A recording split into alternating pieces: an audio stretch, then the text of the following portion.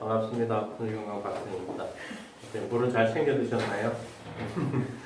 또 일주일이 이렇게 훅 지나가는 거예요. 그래서 또 어떤 책으로 우리가 좀 공부를 해볼까 고민을 하다가 요즘 많은 질병들 중에 많은 비중을 차지하는 게 사실 호르몬이거든요. 꼭 질병까지 안 간다 하더라도 주변에서 대표적으로 많은 증상을 느끼는 분들 중에 하나가 뭐냐면 불면증을 호소하는 분들이 되게 많으세요. 네, 뭐 그런 것도 다 호르몬의 문제고 사실은 여성들 완경 기간이 되면 굉장히 호르몬 변화로 인해서 몸의 신체에 여러 가지 증상들이 나타나거든요. 그 여성이 좀 많이 나타난다는 거지 남성들도 사실은 상당히 많이 나타나요. 그런 것들이 전부 다 어떤 역할 때문에 그러느냐 이제 그래서 호르몬 문제들이 지금 되게 많다. 대부분 어떤 게 있을까요? 뭐 우울증 이런 것도 호르몬 문제고요. 공황장애 이런 것도 호르몬 문제고, 파킨슨병 이것도 일종의 호르몬 계통의 문제고요. 뭐 불면증도 마찬가지고요. 이런 것들이 주변에 이런 증상들을 느끼는 분들이 너무 많은데, 그래서 이제 어떤 공부를 쭉 해볼까 생각을 하다가 호르몬이 참 좋겠다라고 이제 생각을 하게 됐어요. 그래서 이제 오늘부터는 호르몬 공부를 할 거예요. 호르몬은 사실은 되게 어려운 문제예요. 왜 어렵냐? 뇌에 관련된 문제이기 때문에 좀 어려워요, 사실은. 그래서 오늘부터 호르몬이란 무엇인가 이런 얘기들은 아니고요. 이제 호르몬에 관련돼서 이렇게 우리가 공부를 하거나 혹은 조금 지식을 쌓아야 되겠다는 분들한테는 가장 기본서가 되는 게 있어요. 우리가 교회를 가면 성경책이 기본이듯이 호르몬에 대한 아주 기본적인 책이 있거든요. 그거부터 이제 이렇게 풀어갈 생각이에요. 아마 이 영상을 보시는 분들도 그렇고 아니면 이거 라이브 방송을 지금 보고 계시는 분들도 그렇고 주변에 호르몬 때문에 굉장히 고민스럽고 고통받고 하는 분들이 되게 많을 거예요. 요즘 특히 젊은 세대들한테 많은 게 뭐냐면 여성들한테요. 생리통이죠. 이런 것도 다 호르몬에 관련된 문제들이거든요. 그리고 또 이제 레이첼 카슨이라는 분이 이제 침묵의 봄이라는 책인데 이 책이 이제 바이블 같은 책인데 호르몬계에서 세계 최초로 그 호르몬에 관련돼서 위험성을 경고했던 책이고요. 그래서 이 책으로부터 시작을 해가지고 좀 몇 가지를 공부를 할 거예요. 그래서 호르몬이 무엇인지, 호르몬이 또 우리 몸에서 어떤 작용들을 하는 거고, 그것들이 우리 몸을 어떻게 피폐하게 만들고 아니면 정상적으로 돌리는지에 대해서 좀 이렇게 공부를 해볼까 생각을 합니다. 그래서 오늘은 이제 첫째 시간에서 바이블 같은 책이에요. 침묵의 봄 이런 책인데요. 저자는 레이첼 카슨이라는 분이에요. 그래서 이게 뭐라고 되어 있냐면 역사를 바꾼 책, 세상을 변화시킨 책이라고 해요. 그래서 대단한 책이거든요. 내용은 좀 지루할 수도 있어요. 이 책은 그렇지만 굉장한 책이고요. 이 책이 우리나라에서 처음 번역된 게 2002년인데 제가 지금 이거 갖고 있는 책이 언제 나온 거냐면 2009년에 나온 책이에요. 이게 20세로 나온 책이고요. 근데 근래 또 다시 이렇게 또 인쇄를 한 걸로 알고 있어요. 그래서 어마무시하게 좀 많이 나온 책이고. 그리고 왜 이 책이 처음 출판된 거는 1962년도에 미국에서 출판이 됐는데 이 레이첼 카슨 이분이 이 호르몬에 대해서 사실 호르몬에 대해서 공부를 했던 것이 아니고 어느 날 이렇게 보니까 어릴 때 자랄 때 봄에 그렇게 많은 새들이 울었는데 새들이 없더라. 그래서 책 제목도 사실은 Silent Spring이에요. Silent Spring. 새들이 울지 않는 거. 이걸 의아하게 생각해서 58년도에 어떤 책을 읽고 거기서 이게 왜 이럴까라는 생각을 하면서 58년도부터 연구를 시작을 해갖고 몇 년을 연구를 하죠. 그래갖고 이제 책이 나오게 된 책이 이 책이었습니다. 그래서 오늘 이제 우리가 호르몬이 문제가 생기면 어떤 일이 벌어지는지 이런 것들을 좀 생각을 해보면서 오늘부터 이제 좀 호르몬에 대해서 공부를 해보자고요. 여기 책 표지에 뭐라고 되어 있냐면 엘버트 슈바이처 박사가 한 얘기가 딱 나와요. 첫 번째 책을 이렇게 펴면서 인간은 미래를 예견하고 그 미래를 제어할 수 있는 능력을 상실했다. 지구를 파괴함으로써 그 자신도 멸망할 것이다. 이렇게 얘기를 했대요. 지구를 파괴하면 결국 인간도 멸망하게 돼 있어요. 근데 요즘 지구가 많이 파괴됐죠. 그래서 여러 가지 일들이 지금 막 벌어지고 있어요. 대표적인 게 뭐 유럽도 그렇지만 지금 이 불의 우리 지역에 있는 뭐 스페인부터 시작해서 아프리카 북쪽에 있는 데나 이런 데는 어마무시하게 지금 화산이 폭발하고 난리가 났죠. 대표적으로 호주에 있는 데서도 지금 화산이 하나 폭발한 걸로 알고 있고 남태평양 쪽에서도 화산이 폭발한 걸로 알고 있고요. 일본에서는 아주 난리 났죠. 구마모토에서 아주 크게 터졌어요. 그래서 화산재가 1km 이상 날아갔고요. 그 연기가 5km 이상 하늘로 치솟았다고 합니다. 근데 이제 비가 오니까 비가 회색 비가 내린대요. 화산재가 섞여가지고요. 뭐 이거 되게 심각한 상황들이죠. 개인적인 바람으로는 두도강 났으면 좋겠는데 그 얘기고. 그래서 이 책은 총 이제 17장으로 돼 있어요. 이거 뭐 굉장히 뭐 많은 내용들은 아닌데요. 이건 뭐 한번 읽어볼 만한 가치가 있는 책입니다. 그래서 뭐 다들 읽어보시면 되게 좋고요. 이제 저자가 이제 머릿말을 이렇게 적어놨는데요. 58년 무생명이 사라져버린 작은 세계라는 자신의 아픈 경험을 담은 허킨슨의 편지를 읽고 나는 오랫동안 관심을 가져왔던 문제에 대해 다시 한번 주의를 환기하게 되었다. 그리고 이 책을 썼다. 이렇게 되어 있어요. 그러니까 작은 생명들이 사라진 거예요. 새들이.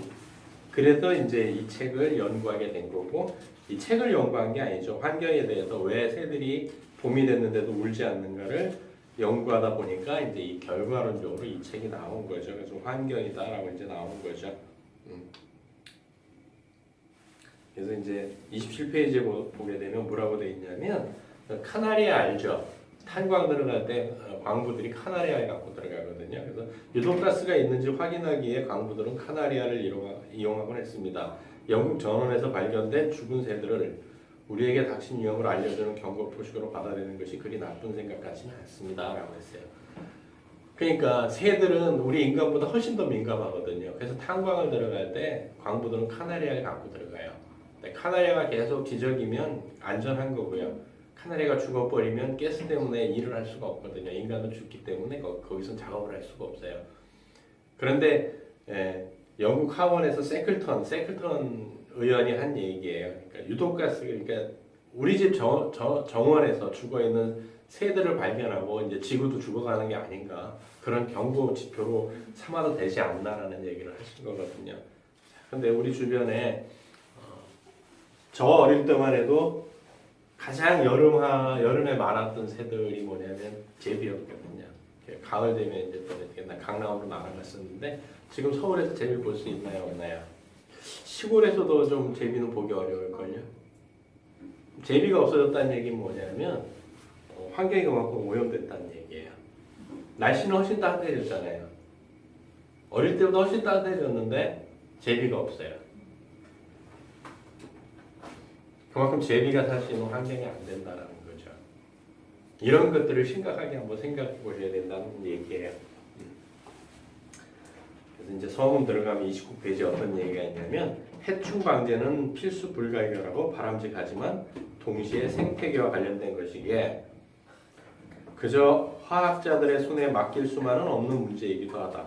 이윤 추구를 주 목적으로는 화학적 방제는 기술적 양적 접근법이다.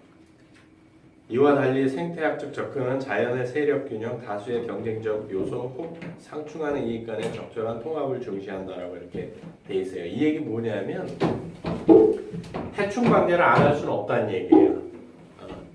왜냐하면 일단 중요한 게 인간이 먹고 살아야 되기 때문에 해충 방제를 안 할 수는 없어요. 그런데 해충 방제를 한다라는 얘기는 뭐 우리가 이 단어라는 게 굉장히 중요하다는 느낌을 갖는 게 뭐냐면 해충 방제 그러면은 나무에 사는 해충들을 죽인다라는 개념으로 딱 받아들이거든요. 근데 해충의 개념을 정확히 아셔야 된다는 얘기를 해드리고 싶은 거예요. 그럼 해충이라고 표현한 것들은 무엇이 해충이냐는 거예요. 인간한테 피해를 조금이라도 주면 무조건 해충으로 본다라는 거죠. 그러면 대표적인 게 우리 몸을 빗대서 얘기할 수 있는 게 뭐냐면 헬리코박터 파이로리균이죠. 헬리코박터균 때문에 파이로리균 때문에 위염이 걸리고 위궤양이 걸리고 위암이 걸린다고들 자꾸 얘기를 하죠. 그런데 우리 뇌는 3만 년 전에 구석기 시대의 뇌를 그대로 가지고 있고 그 당시에는 무엇이 우리 위장 속에 있었냐면 해독 파이로리균이 우리 뇌 위장에 있었단 말이에요. 그러면 그때는 위험으로 위궤양으로 과학이 발달 안 했기 때문에 그게 걸려도 몰랐을까요? 아니면은 그냥 그게 어떤 문제를 안 일으켰을까요? 지금 과학자들이 공통적으로 하는 얘기는 뭐냐면 파이로리균은 어차피 인류가 생기면서 공존해왔던 균이다. 근데 얘가 왜 이렇게 문제를 일으키는가? 결국 항생제 때문이라고 지금 결론으로 가고 있거든요. 항생제를 써서 독해졌다라는 얘기들을 표현을 한단 말이에요. 그러면 해충이라고 얘기를 하지만 그 해충들이 없다고 해충의 정의가 뭐냐라는 것부터 한번 얘기를 해보고 싶은 거예요, 사실은. 왜 우리가 벼가 자라면 그들도 그 곤충들도 먹고 살아야 되는데 왜 내가 키우는 과일에 쌀에 피해를 줬다고 해충이라고 생각을 하고 다 약을 쳐서 죽일 생각을 하냐는 거예요. 그러면 살충제라고 하는 거 살충제는 생명을 죽이는 거예요. 장시간이 흐르면 나는 생명 아닌가요? 인류는 생명 아닌가요? 그럼 그들은 온전할까요? 한번 생각을 해봐야 된다는 얘기예요. 진심을 가지고 생각을 해보셔야 된다는 얘기죠. 그래서 여기 뒤에 있는 얘기가 그 얘기예요. 자연의 세력 균형, 다수의 경쟁적 요소 혹은 상충하는 이익 간의 적절한 통합을 중시해야 된다는 얘기예요. 그들도 살아야 된단 말이에요. 그래서 오히려 어떤 얘기들이 있어요? 우리 손에 있는 거 살균 세정제를 많이 쓰게 되니까 우리 피부에 있는 균이 없어서 다른 균들이 훨씬 더 침투 빨리 할 수밖에 없는 상황이 지금 되고 있죠. 특히 코로나 때문에 더더욱 많이 바르잖아요. 자, 봅시다. 우리가 일상적으로도 버스나 타시게 되면 내릴 때 어떻게 돼요? 타실 때 어떻게 돼요? 찍 손에 바르고 타죠. 한 분이 그랬어요. 그럼 그 공간 안에 있는 버스에 어떤 냄새가 나요? 그게 굉장히 좋은 냄새든가요?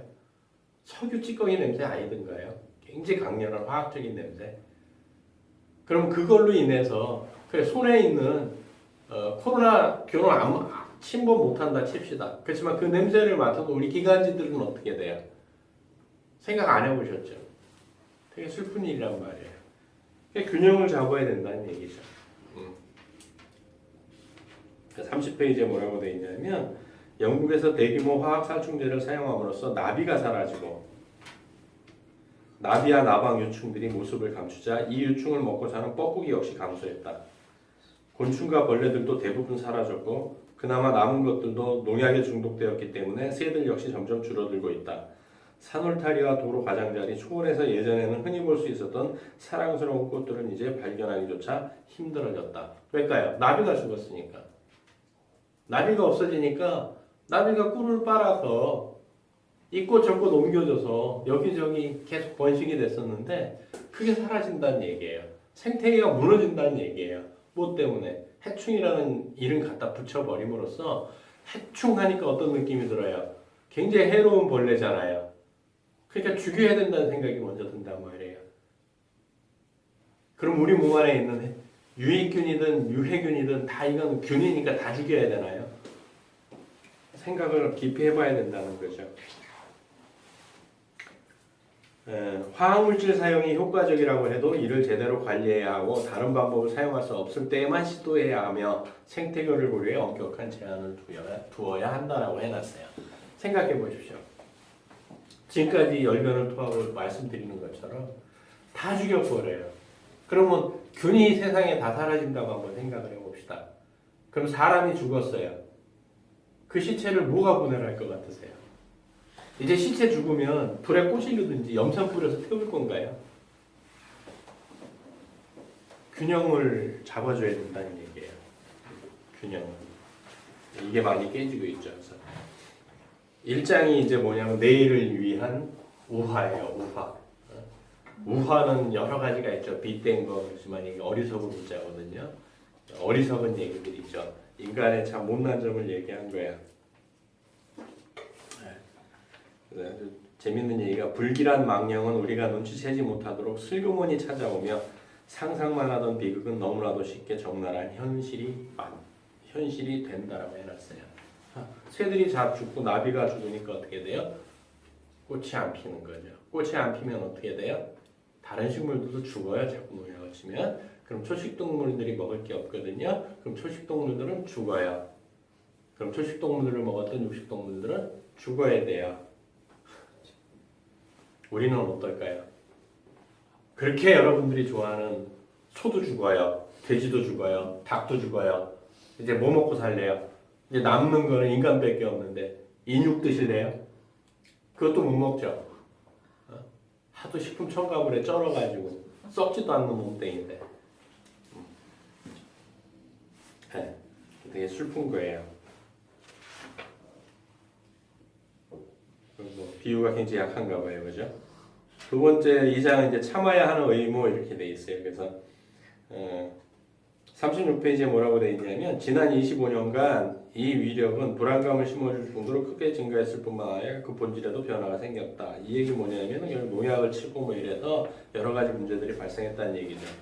환경에 대한 인간의 공격 중 가장 놀라운 것은 위험하고 때로는 치명적인 유독 물질로 공기와 토양과 하천과 바다를 오염시킨 일이다. 이렇게 돼 있어요. 네. 환경을 인간이 깨뜨린 거예요. 무엇 때문에요? 그냥 조금 편하게 살라고. 전혀 내일을 생각하지 않는 거죠. 37페이지에 농경지와 숲, 정원에 뿌려진 화학약품들은 토양 속에 머물다가 생체기관 속으로 흡수되면서 각각의 생명체를 독극물 중독과 죽음의 사슬로 연결시킨다. 이것들은 비밀스럽게 지하수로 침투한 다음 대기, 태양과 결합하여 식물을 죽이고 가축을 병들게 하는 것이다. 또 예전에는 깨끗했지만 이제는 오염된 우물물을 마신 사람들에게 그 모습을 갖춘 채 해를 입히곤 한다라고 돼 있어요. 다 되게 재밌는 게 지금 우물 먹는 사람 없죠. 우물 먹는 사람 없는데 되게 재밌는 게 뭐냐면 우리가 약 이런 걸 많이 먹다 보니까 항생제니 뭐니 소대변으로 다 빠져서 이게 식수원으로 간다는 거죠. 그래서 정화돼서 들어와요.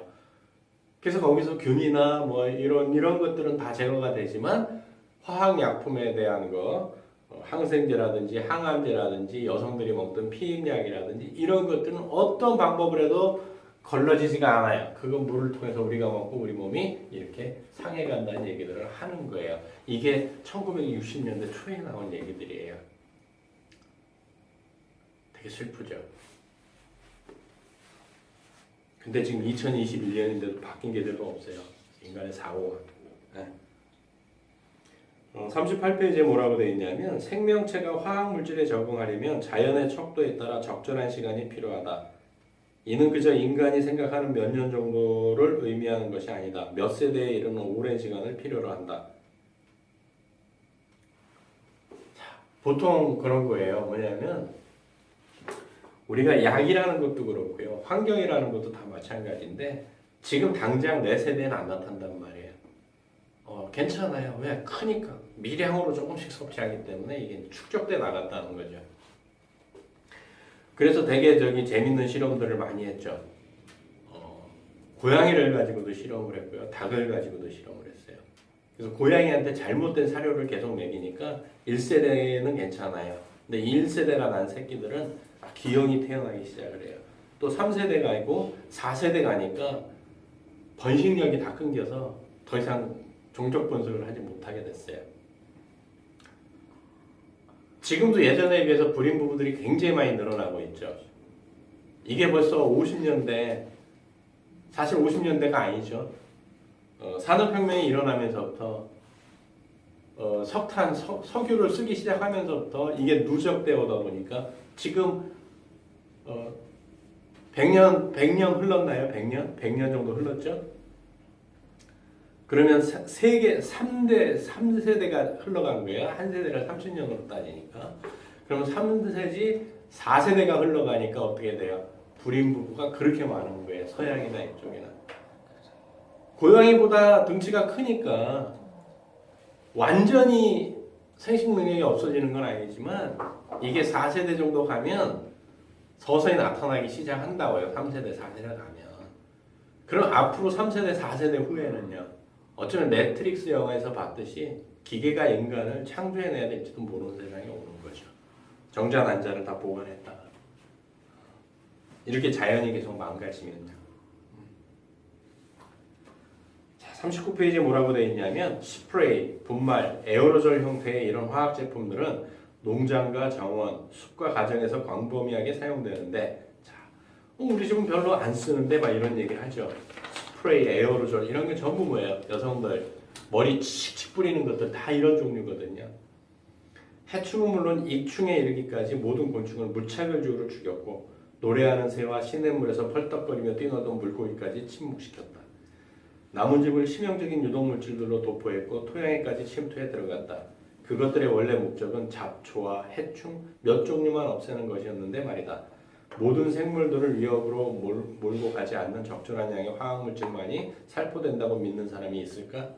이런 화학물질은 살충제가 아닌 살생제라고 불러야 한다라고 돼 있어요. 살생제예요. 생명을 죽이는 거예요. 살충제가 아니고. 슬프네요 갑자기. 그래서 살충제를 가장 많이 쓴 게 뭐냐면 DDT거든요. DDT예요. 근데 지금도 DDT를 뿌리지 않은 남극 그 얼음 밑에서 잡은 물고기에서 DDT가 한번 분해되면 그게 DDT에서 DD모로 바뀌는데 그 물고기에서 그 성분이 검출되고 있어요. 몇십 년이 지났는데도 100년 가까이가 지났는데도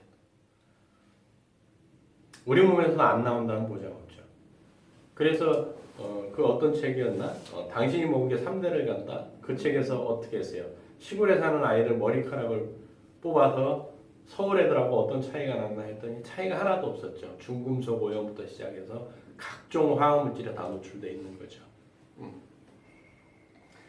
해충은 살충제 살포 후 생존 능력이 더욱 강해져서 이전보다 오히려 그 수가 많아진다. 따라서 인간은 이 화학전에서 결코 승리를 거두지 못하며 그저 격렬한 포화 속에 계속 휩싸일 뿐이다. 되게 재밌는 얘기예요. 똑같잖아요. 그래서 MRSA인가? 항생제도 듣지 않는 세균이 나왔잖아요. 항생제가 먹히지도 않는 세균들이 나오는 거예요. 계속 쓰면. 왜냐하면 생존하기 위해서 그거를 벗어날 수 있는 또 몸을 만들거든요. 세균들은. 더 재밌는 게 바이러스들은 또 어떤 능력을 갖고 있어요? 다른 바이러스한테 그거를 전달해 줄 수 있어요. 터치를 하면 그 성분을 피해갈 수 있는 거를 서로 주고받을 수 있는 능력이 있어요. 바이러스. 인간보다 뛰어나요. 근데 그걸 모르고 계속 쓰는 거죠. 41페이지에 원시적 농업시대의 곤충은 동물들에게 별로 고민거리가 아니었다. 곤충으로 인한 문제가 심각해진 것은 농업이 본격화되고 대규모 농지의 단일 작물 재배를 선호하게 되면서부터이다. 이런 방식으로 농사를 짓게 되면 특정 곤충 개체의 수가 폭발적으로 증가할 수 있는 환경이 조성된다. 이게 무슨 얘기냐면 한 종류를 심으면 대량 경작을 하게 되면 그걸 먹이로 사는 해충들만 늘어난다는 얘기예요. 그게 먹이로 안 삼는 곤충들은 어떻게 돼요? 그 지역에 있을 수가 없는 거죠. 그러니까 그 늘어난 해충을 죽이기 위해서 뭘 쓰는 거예요? 그 해충을 죽이는 또 약을 치게 되는 거죠. 근데 얘네가 변이를 하고 그럼 더더욱한 약을 쳐야 되고 그건 또 어디로 가요? 밀이나 쌀로 다 들어가겠죠. 그걸 우리 또 맛있다고 먹죠. 옛날처럼 현미를 먹는 것도 아니고 팔분도미, 신분도미 깎아가지고 새하얀 쌀밥을 지어 먹죠. 맛있다고.